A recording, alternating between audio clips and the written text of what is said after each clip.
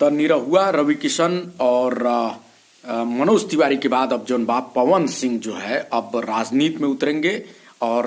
पहला चुनाव जो है लालू यादव की पार्टी के साथ वो चुनाव लड़ सकते हैं। इसकी पूरी संभावना जताई जा रही है। माना जा रहा है कि लालू यादव की जो बेटे हैं, जो बिहार के डिप्टी सीएम हैं तेजस्वी यादव, उनसे अभी पवन सिंह जाके मिले भी हैं और इसके बाद ही ये चर्चा शुरू हो गई है कि अब जो है बिहार में किसी एक अपने पसंदीदा सीट से पवन सिंह जो है अगले चुनाव में जो है विधायकी का चुनाव लड़ेंगे और अब वो भी निरहुआ, पवन जो रवि किशन और मनोज तिवारी का जो लिगेसी है उसमें वो भी शामिल होना चाहते हैं और बहुत दिन से वो पॉलिटिक्स में आना भी चाहते थे। लेकिन अब जो है ये बात आ रही है कि वो अब जो है